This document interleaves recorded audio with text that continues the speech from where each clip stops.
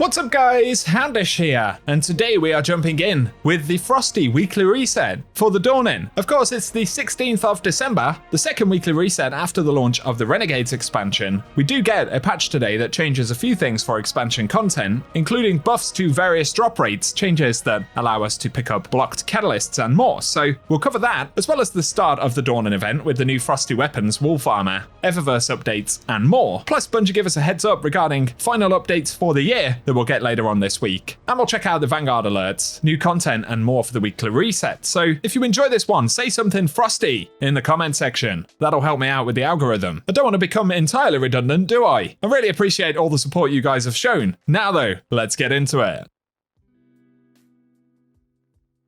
First up, a quick heads up here from Bungie. This week, on Thursday, we will get the final TWID of the year, so given that Bungie will have a little bit of downtime over the holidays, there could be a couple of important updates later on in the week, so keep it locked and loaded. If you're new around here, hit subscribe and turn on notifications so that I can keep you up to date. Otherwise, today, we also get a patch for the game, so in terms of the patch notes, firstly, the Conductor's Keep Master Conquest should be re-enabled now, as Bungie have implemented a fix for it in the update today, so if you've been looking to get that one done, it should now be possible. Additionally, Bungie have implemented fixes for the Fire and Ice exotic mission, reducing the time required to interact with the pyramid activators in the boss arena. They've also changed the platforms in that arena to be solid on legendary difficulty, plus they've adjusted their positioning to offer more protection, which will affect both of the difficulties for it. Otherwise, they fixed an issue where players were blocked from earning the upper hand or Hyperblade catalyst for the Praxic Blade, as something was going wrong in there where when you picked up one of them, it blocked progression for the other, so hopefully everyone should be able to get the catalysts as intended now. But on top of that, Bungie have said they've buffed the drop rate for the Cyan Crystal for the Praxic Blade, which is found via exotic contracts. I actually think the exotic contracts are the rare part, so I'm not sure if they also get buffed, but hopefully it will enable more players to actually get the Cyan Crystal.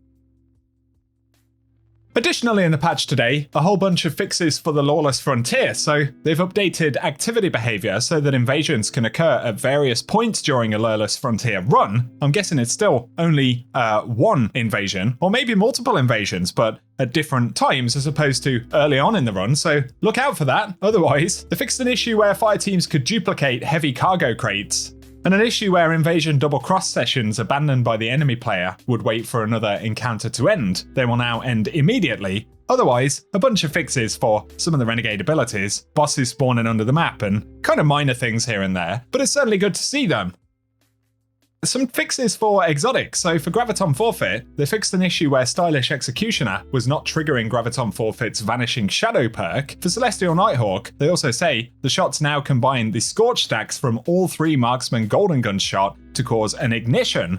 And on the Warlock, Matiodoxia, they fixed an issue where the Suspending Burst was scaling off the Grenade stat, and it now scales based on melee or super stat depending on what activates the explosion. So another couple of good fixes there. Otherwise, for Mobius Quiver, they say while Mobius Quiver is active, they've increased damage boost charge rate by 60%. And there's one here for some of the exotic orders, specifically the Praxic Professional Order. They've made it so it can be completed in solo, fireteam, arena, and pinnacle ops activities, and the total kills required has been reduced. So it should be easier to do now. Not that it was especially difficult, because you could just load into the Whisper on pinnacle ops on the lowest difficulty and then farm Thrall. So that's arguably about as easy as it gets, but nonetheless, it's been changed. They also say they're aware of an issue with the order's description where it does not list being completable in arena ops and does not mention the ammo regen for all activity types. This will be fixed in a future update. Keep in mind if you do get that one dropped, you have infinite ammo on the Praxic Blade until that bounty actually goes away. I mean, Praxic Blade basically has that anyway, so may as well just get it done. There are some other fixes in there, quite a long list of more minor fixes that have been implemented. Some of them we already mentioned, but if you want to check them out in further detail, the patch notes are linked below.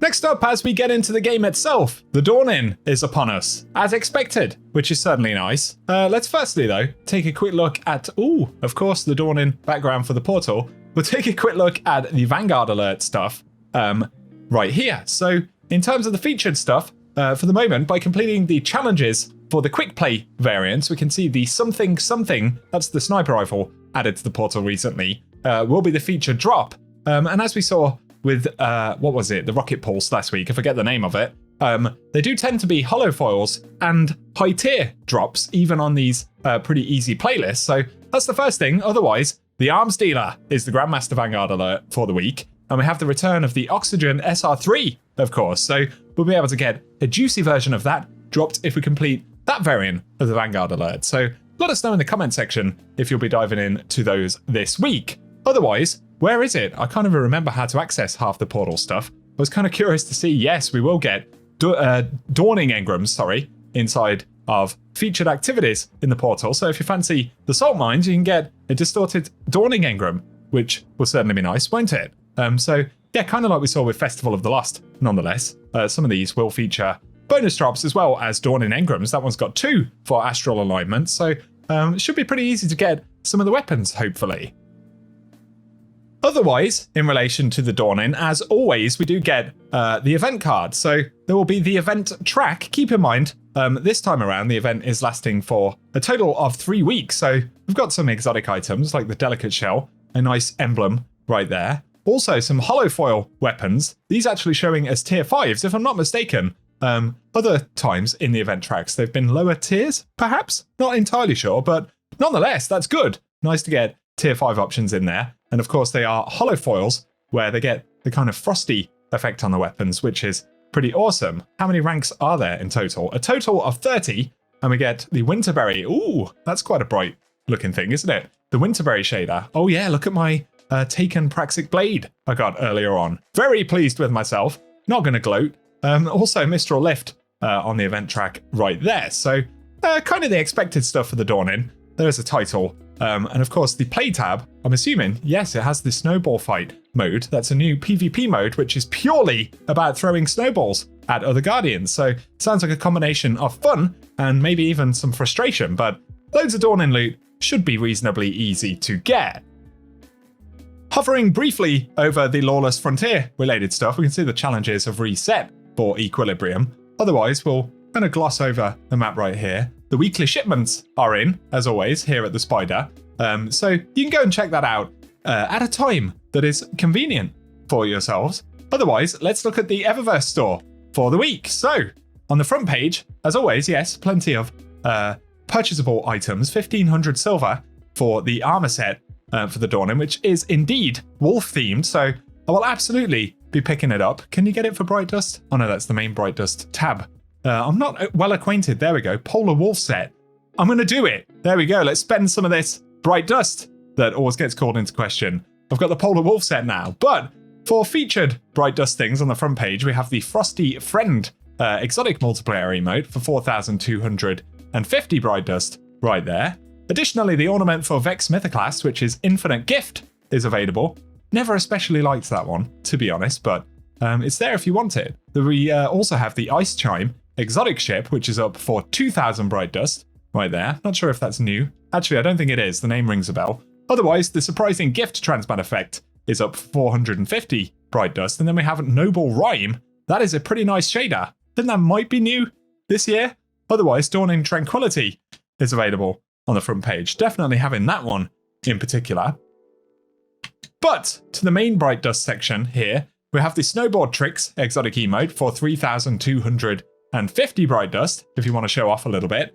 Otherwise, Snowball Toss is available for 700 Bright Dust. Of course, a legendary emote, get you warmed up for that new game mode. And then we have the Wintry Neighbor Shell, the Unicorn Ghost for the Dawning, which is kind of cool for 2,850 Bright Dust. Otherwise, still Kyvery Vanish, is that how you say that?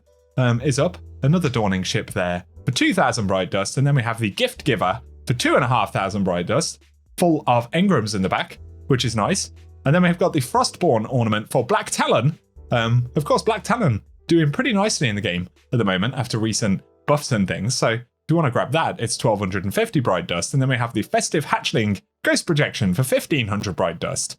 For the second page of shaders, though, Aniline Shock is available right here, which is quite nice. There's also Dawning Celebration. As always, all of these are 300 Bright Dust. And then we have the Shark Bite shader, another pretty nice looking one. And finally, Dawning Elan, how do you say it? Not sure, but it's there. And they're all 300 Bright Dust. Finally, though, we have the Sweet Entrance transmat effect, as well as the Gift Stack entrance and the Peppermint Burst, which are all available for 450 bright dust. So there we go, that's the Eververse store. There's a very brief look at some dawning things for the year, and let us know if you'll be diving into those in the comment section.